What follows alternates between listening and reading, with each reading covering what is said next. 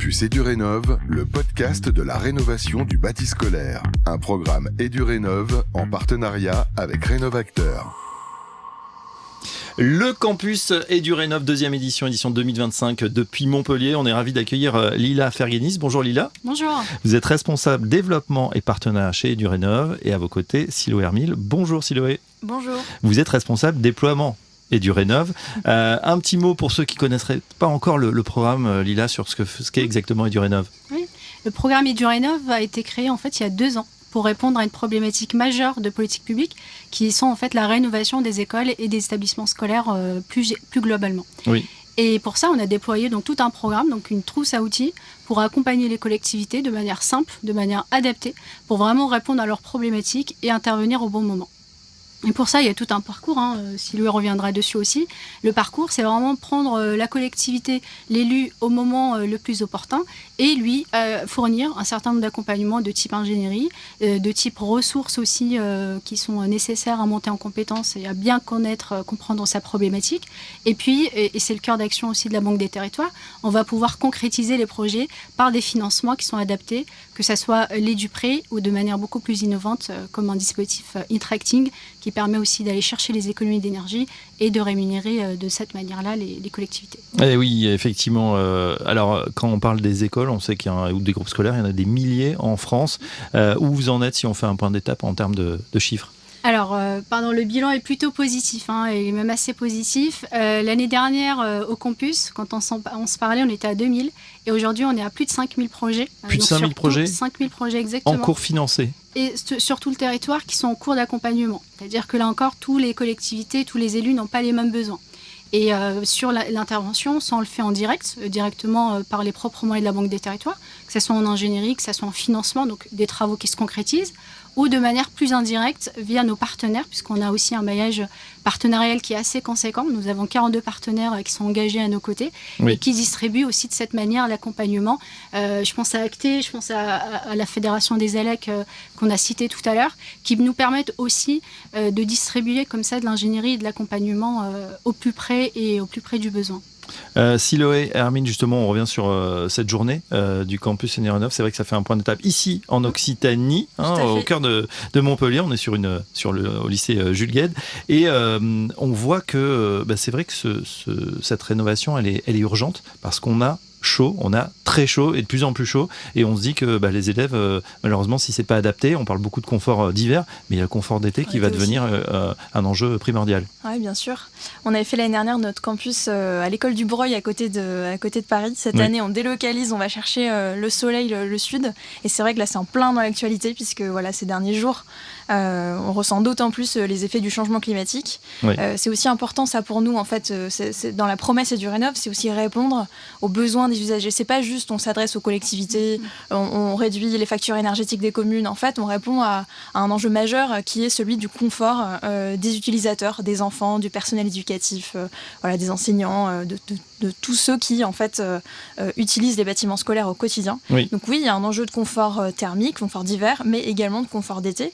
Et en fait, dans le programme, nous on accompagne des projets au global. Donc on accompagne principalement les rénovations énergétiques.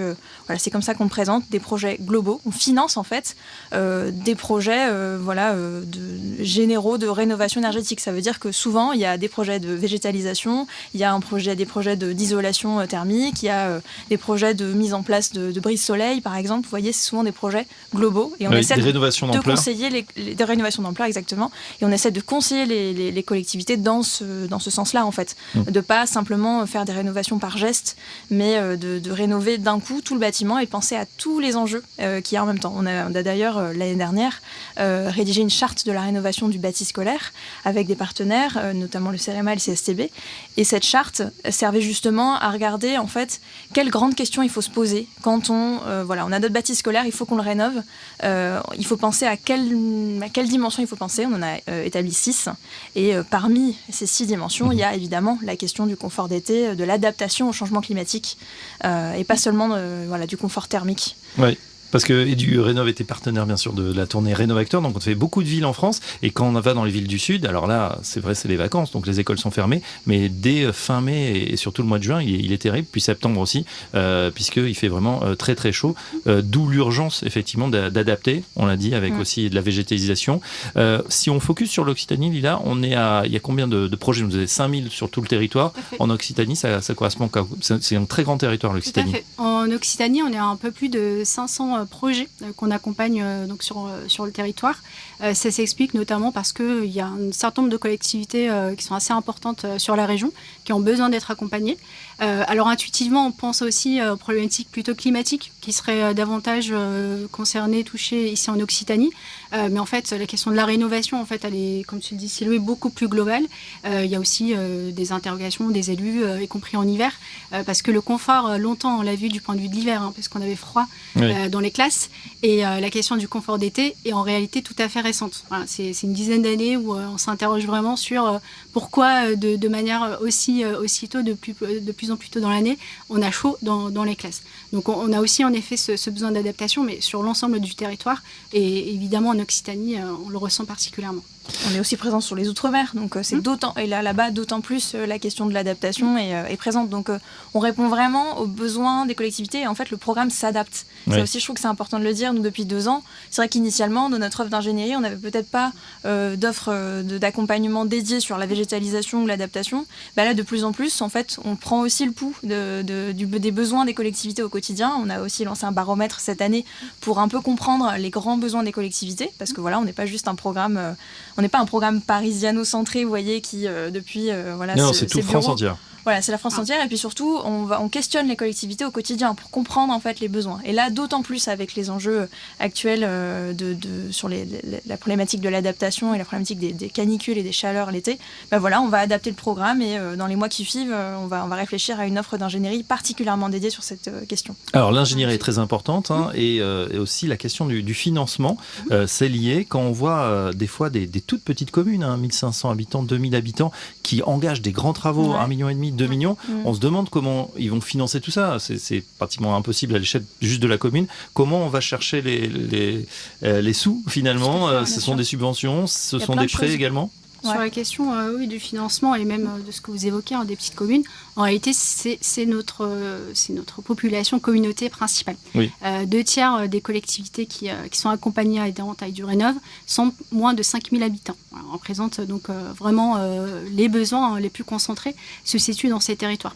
Et donc en effet, on va intervenir. Vraiment le dispositif le plus classique de la Banque des territoires historiquement, ce sont les financements en prêt pour vraiment concrétiser les travaux et concrétiser les projets. Et on s'est rendu compte que c'est pas suffisant. Une fois qu'on a dit ça, il faut aussi mettre en place tout un dispositif amont pour accompagner, pour prioriser aussi et pour connaître l'état de son bâtiment. C'est pour ça qu'on a déployé une ingénierie assez massive sur le territoire, en propre de la Banque des territoires sur tout ce qui est ingénierie technique. Donc que nous accompagnons parmi les 5000, il y a en effet ces projets. On a aussi donc cette ingénierie aussi déléguée et coportée par nos partenaires. Et tout à fait récemment, on a aussi lancé l'ingénierie financière. Parce que c'est vraiment le point de crispation de toute structure, mais particulièrement les collectivités qui sont aussi attendues là-dessus. Parce que les financements se raréfient. Elles sont aussi contraintes régulièrement à réduire leurs frais de fonctionnement. C'est là où ça pèse le plus. Et donc, cette ingénierie va pouvoir aller chercher tous les dispositifs et tous les financements qui existent, mais aussi de sécuriser un plan de financement qui permet d'appréhender aussi de manière plus sereine et le prêt et un projet des rénovations d'envergure. Voilà, on est parti du constat que les collectivités qui vont chercher des financements auprès des subventions, des dotations de l'État, en fait celles-ci aujourd'hui se raréfient un peu. Et par ailleurs, avec la hausse des coûts de l'énergie ces dernières années, voilà, les coûts des rénovations sont vraiment d'ampleur. Et vous le disiez, dans des petites communes, c'est très compliqué. Ça grève peut-être tout de suite un budget d'une collectivité. Et c'est souvent, pour une petite commune, en fait, la rénovation d'une école, c'est le projet... C'est le projet phare de la mandature. De la mandature, exactement. Et donc l'ingénierie financière, l'objectif, c'est d'essayer de regarder, de conseiller la collectivité sur la multiplicité, parce qu'en fait il y a des financements, il y en a beaucoup, il y a bien de dispositifs, c'est juste qu'il faut aussi faire de la pédagogie sur la dette, parce que nous c'est ce en quoi on croit évidemment à la Banque des territoires, le financement long terme, puisqu'en fait une rénovation c'est un projet, en fait on essaie d'adosser le financement sur la durée de vie de l'actif. Donc nos durées d'amortissement des prêts sont long terme, parce que c'est ce dans quoi on croit, et c'est ce qu'on essaie de dire aux collectivités, en fait, si vous financez tout d'un coup, vous n'allez pas pouvoir sortir d'autres projets, alors qu'une collectivité elle a plein d'autres sujets de services publics au quotidien, il n'y a pas que l'école.